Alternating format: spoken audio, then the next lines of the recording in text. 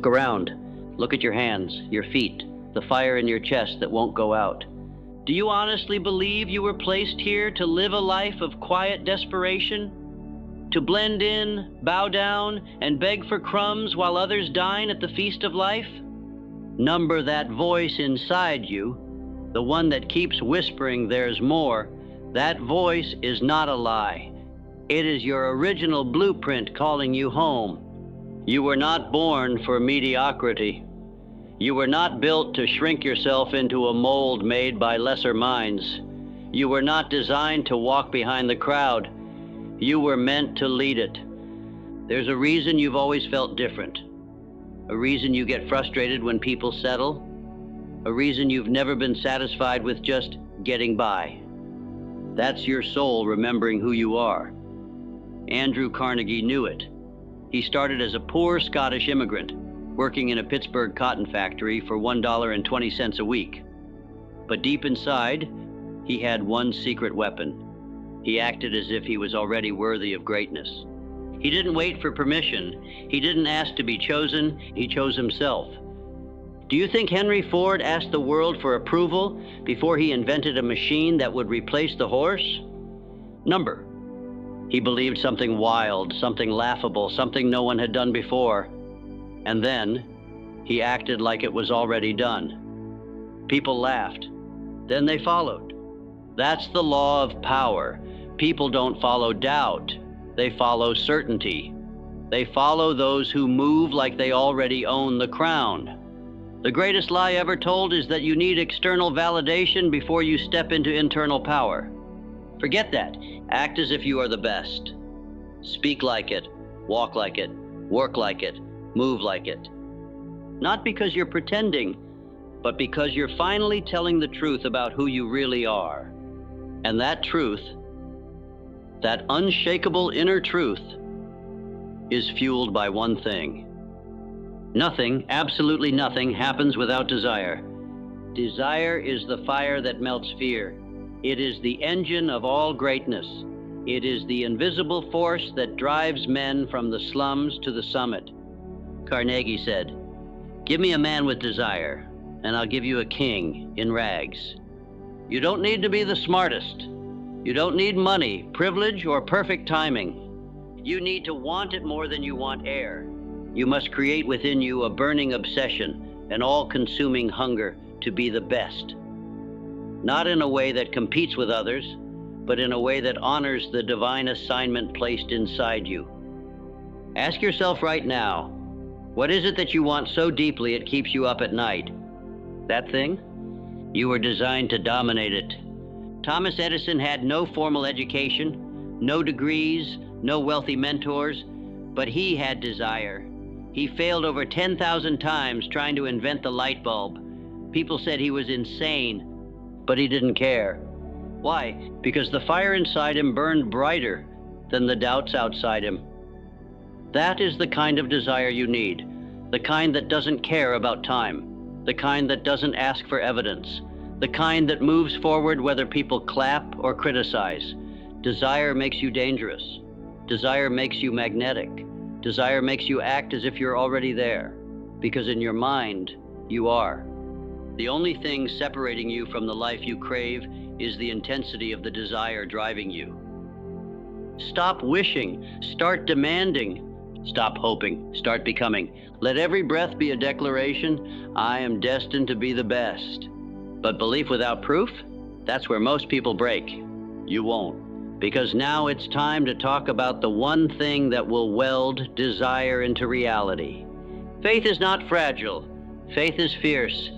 It is the muscle that lifts mountains, the force that turns invisible dreams into concrete results. It is the refusal to bow before facts when destiny demands you rise. Faith is the ability to walk like the winner before the trophy is in your hands. When I say, act as if you are the best, I'm not talking about ego. I'm talking about certainty. That deep, quiet, iron conviction that what you are pursuing is already yours. Faith is not passive. It is not a soft whisper. It is a roar. It is standing in a room full of doubt and still saying, watch me. Let me remind you of a man named Edwin C. Barnes. He had nothing, no money, no credentials, but he had one idea. He wanted to work with Thomas Edison, not for him, with him. Barnes didn't beg, he didn't wait. He bought a train ticket he couldn't afford and told Edison to his face, "I have come to go into business with you." Do you think Edison gave him a partnership that day? He gave him a job pushing papers. But Barnes showed up every day with fire in his eyes. He acted like the future partner he knew he was, not the clerk they saw. Years later, when Edison developed a new product, guess who he trusted to sell it? Barnes. Not because he was the most skilled, but because he was the most certain. That's faith. Faith moves mountains. Faith kicks open doors. Faith whispers yes when the world screams no. But faith must be fed. And it's fed through one of the most powerful forces ever discovered by man: autosuggestion. Let me make something painfully clear. Your mind believes what you tell it, especially when you tell it with emotion. Words backed by emotion become commands to the subconscious mind. Every time you say, "I am the best," with conviction, your brain obeys. That is autosuggestion, your most loyal servant or your most dangerous enemy. Right now, most people are unconsciously using autosuggestion to destroy their own potential. They say things like, "I'm not good enough. I always mess up. Success isn't for people like me." And the mind listens. It listens, it absorbs, it executes. And if you feed it garbage, it will give you garbage. But if you feed it greatness, it will respond like a war horse. You must take control of your internal dialogue. Every morning, look in the mirror and declare, "I am powerful, I am precise, I am the best at what I do. I am chosen for greatness."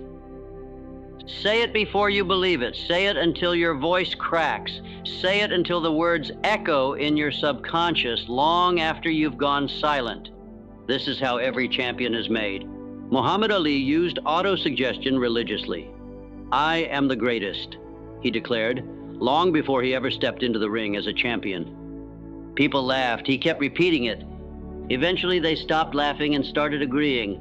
You must do the same. Use repetition like a chisel.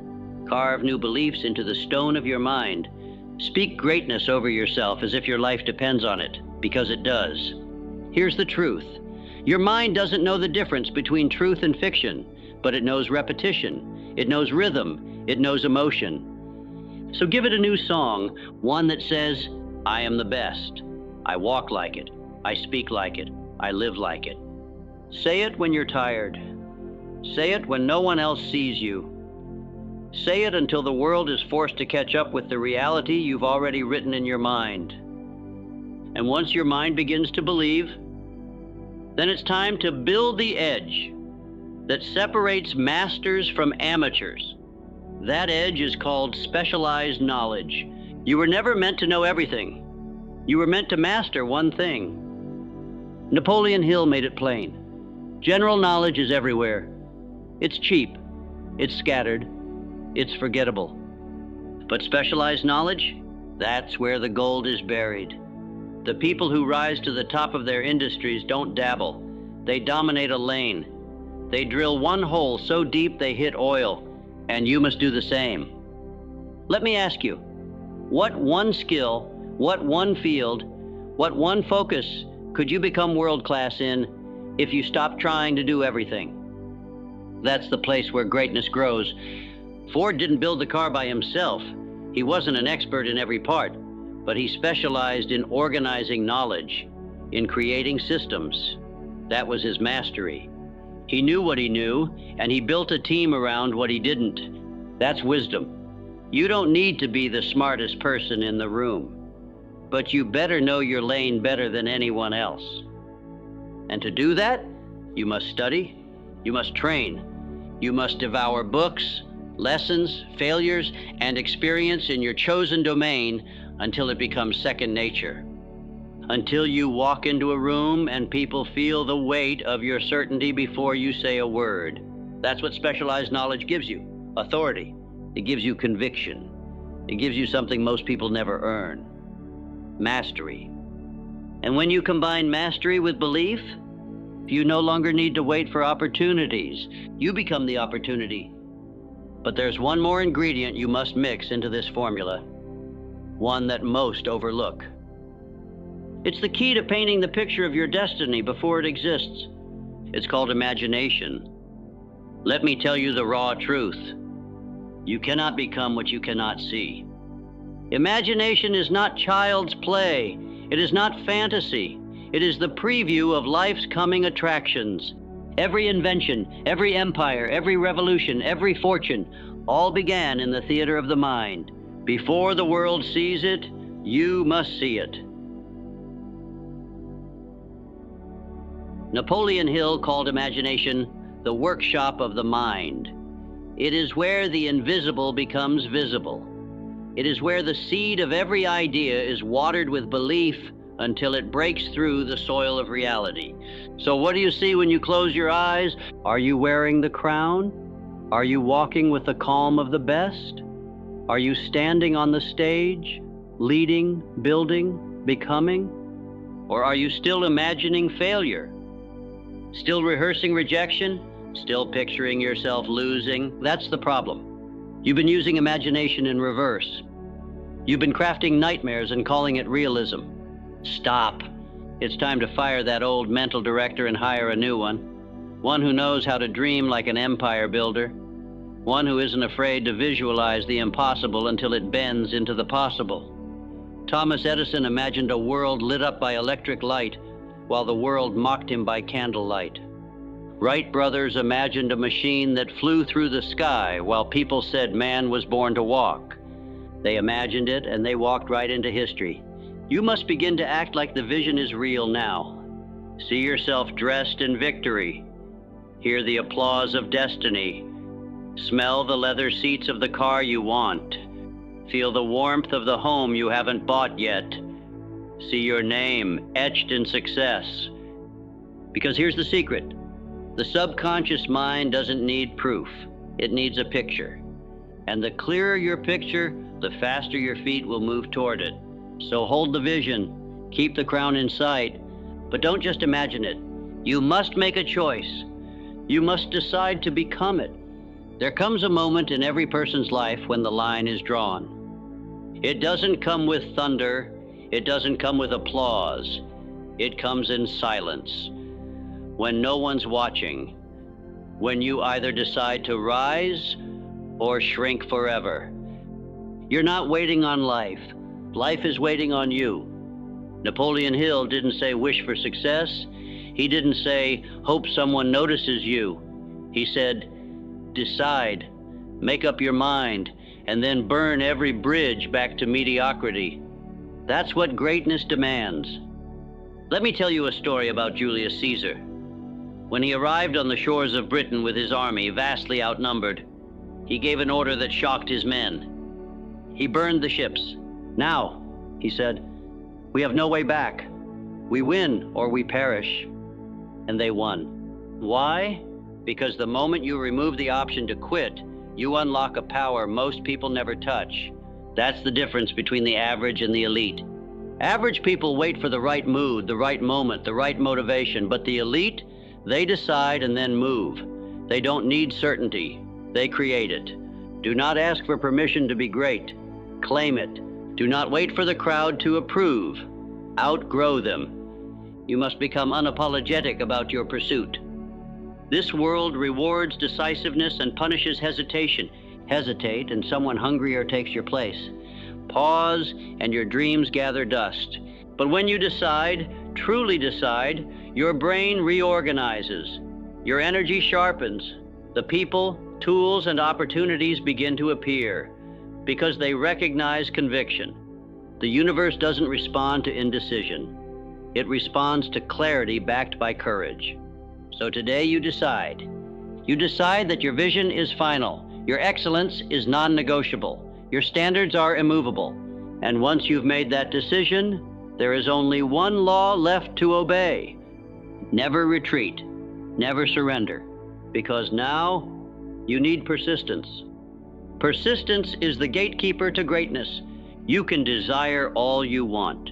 You can have faith, imagine, decide.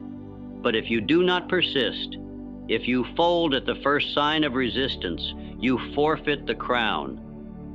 How many dreams have died just inches from breakthrough? How many people gave up on the 6th try when the 7th was the one that would have changed their life? Let me give you the truth. The crown is not given to the most talented. It's not given to the smartest. It's not even given to the fastest. It is given to the last man standing. Thomas Edison failed over 10,000 times before creating the light bulb. When asked how he felt about failing, he replied, "I didn't fail. I found 10,000 ways that didn't work." That is the mind of a finisher. You want to be the best? Then act like someone who can't be stopped. Every setback is a test. Do you really want this? Are you who you say you are? Most people fold. But you're not most people. You will rise again and again and again until the mountain moves or the world bows. Persistence isn't sexy. It's not glamorous. It's grinding when no one claps. It's showing up when your name isn't called. It's believing in your vision when the bank account is empty and the applause is silent. That's where champions are made. They persist when the path vanishes. They persist when the pain peaks. They persist until the world has no choice but to recognize their permanence. The moment you refuse to quit is the moment the universe begins to conspire in your favor. But persistence is also about wisdom. You don't just grind alone. You don't just push forward with blind fury. You build alliances. You plug into power greater than yourself. You enter the mind of the mastermind. You were never meant to do this alone. Even the greatest minds in history sought counsel, support, and spiritual alignment. Napoleon Hill called it the mastermind, a coordination of knowledge and effort in a spirit of harmony between two or more minds. When this happens, a third invisible force is born. And that force, it's unstoppable. Do not confuse solitude with strength. Lions may walk alone, but they hunt in packs. Carnegie built his empire not just on steel, but on strategy, alliances, and intellectual powerhouses surrounding him. Do you want to go fast? Go alone. But do you want to go far? Go together. Look at your circle. Are you surrounded by doubt, distraction, and people who drag your dreams through the mud? Or are you plugged into power? You need people who call you higher, people who speak your future, not your fears, people who challenge your excuses and demand your greatness. One aligned conversation with a mentor can do more than 10 years of struggle. One mastermind group can birth $1 billion idea. One spiritual alliance can amplify your faith and unlock divine insight. Remember, your mind operates at a higher level when connected with other burning minds. This is not just philosophy, it's physics. Energy expands, belief multiplies. And when two minds agree in faith and action, they generate momentum the world cannot contain. But the mastermind is not only about people, it's about powerful ideas fused with belief. It's about the elevation of your internal atmosphere. It's about syncing your purpose with destiny. You must create your council, your inner circle, your war room of visionaries, spiritual giants, and committed warriors, because from this connection, something begins to stir inside of you. Something deeper than logic, more powerful than planning, a voice, a whisper, a divine impulse that tells you, this is the way. And that, my friend, is the voice of the subconscious mind. The subconscious mind is your silent architect. It doesn't speak, but it builds. It builds from what you feed it. Words, images, feelings, repetition. And here's the eternal truth. Your outer world is a direct reflection of the inner blueprint you've etched into your subconscious.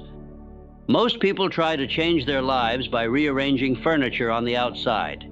They change jobs, change cities, change friends, but they never change the one thing that's building their entire reality: their inner programming. Napoleon Hill taught that the subconscious mind responds best to emotionally charged autosuggestion, repeated daily until it becomes your mental default. Every thought you dwell on is a seed, every emotion you feed it with is water. And eventually your subconscious delivers a harvest, whether of abundance or destruction. So what seeds are you planting? You cannot declare, "I am the best," and secretly believe you're unworthy. You cannot say, "I will rise," and then spend all day rehearsing your failures. Your subconscious is listening, not to what you say once, but to what you say over and over with conviction. It is your soil. It is your workshop. It is your divine gateway. And if you don't program it, life will, society will, fear will. That's how people get trapped. Not by chains, but by mental loops. But today you rewrite the code. You speak as if the crown is already yours. You visualize it with emotion. You feel the weight of success in your bones. You convince your subconscious so deeply it has no choice but to rearrange your reality to match the image you've implanted. That's not magic, that's law.